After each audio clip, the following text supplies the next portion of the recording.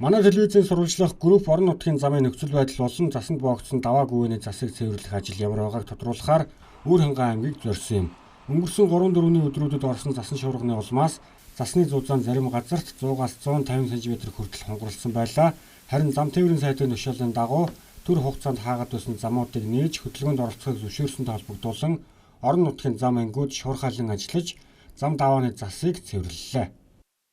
За манай Эрдэнэ сантаас тарны гүр манай Эрдэнэ сант азаа төрөмчөс хувьцаат компани Өөшгийн хөтлөөс тарны гүр хүртэл 214 км замаар үүсэж байгаа. Эрдэнэ сантаас тарны гүр хүрэх Сансар тарны гүр хоёрын хооронд их зас хунгарлсан.